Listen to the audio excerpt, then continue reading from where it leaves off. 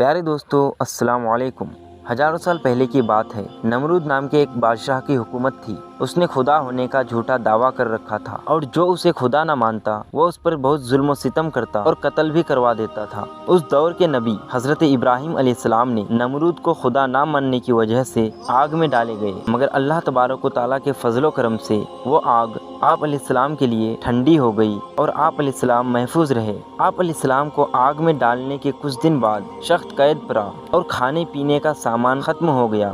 لوگ نمرود کے دربار جا کر اناج کی درخواست پیش کرتے، جواباً نمرود ان سے اپنے خدا ہونے کا اقرار کرواتا۔ جو اسے خدا مانتا اسے اناج مل جاتا اور جو نہ مانتا اسے خالی ہاتھ جانا پڑتا۔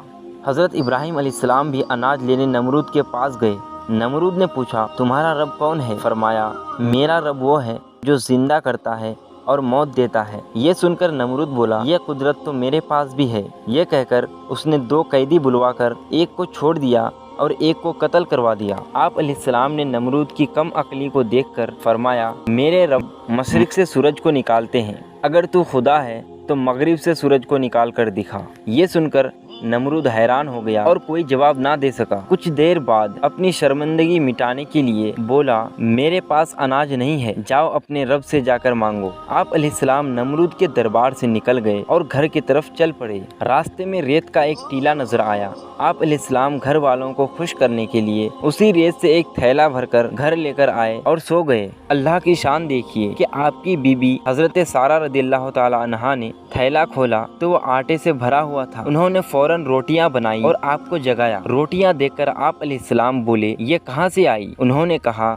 یہ اسی آٹے سے بنائی ہے جو آپ تھیلے میں بھر کے لائے تھے۔ آپ علیہ السلام سمجھ گئے کہ اللہ پاک کی طرف سے ریت آٹے میں تبدیل ہو گئی۔ چنانچہ آپ علیہ السلام نے اللہ پاک کا شکر ادا کیا۔ ادھر اللہ پاک نے انسانی شکل میں ایک فرشتہ نمرود کے پاس بھیجا۔ فرشتے نے اس سے کہا، تیرا خدا کہتا ہے تو میرے اوپر ایمان لے کر آ، میں تیری بادشاہت برقرار رکھوں گا۔ نمرود نے کہا، کون خدا؟ خدا تو صرف میں ہوں۔ فرشتے پھر دوسری اور تیسری بار بھی اپنی بات دہرائی، مگر ہر بار نمرود نے انکار ہی کیا۔ نمرود کی اس سرکشی کا نتیجہ یہ ہوا کہ اللہ پاک کی طرف سے مچھروں کی فوج نمرود کی لشکر پر مسلط ہو گئی، جس نے لشکر کے تمام افراد کا گوشت کھا کر سارا خون پی لیا اور ان کی صرف ہڈیاں باقی رہ گئی۔ مچھر اتنے زیادہ ہو گئے کہ سورج کی روشنی دکھائی نہیں دیتی تھی۔ نمرود یہ خوفناک منظر دیکھتا مگر کچھ نہیں کر سکتا تھا۔ اس کے بعد اللہ تبارک و تعالیٰ کا کرنا یہ ہوا کہ مچھر نمرود کی ناک کے راستے دماغ میں گھس گیا اور مغز کھانا شروع کر دیا۔ درد کی شدت سے نمرود پاگل ہونے لگا اور اس نے اپنی تکلیف ختم کرنے کے لیے سر پر ڈنڈے لگوانا شروع کر دیے۔ خدا کی قدرت دیکھیے کہ جب سر پر ڈنڈا پڑتا تب مچھر کاٹنا بند کر دیتا اور جب ڈنڈا نہ پڑتا تو مچھر کاٹنا شروع کر دیتا۔ کیفیت یہ ہو چکی تھی کہ جو شخص نمرود کے سر پر زوردار چپٹ لگاتا وہ اس کا ہمدرد کہلاتا۔ یوں ڈنڈے پڑتے پڑتے اور چپٹ لگتے لگتے 400 سال گزر گئے اور نمرود بالآخر ذلیل و رسوا ہو کر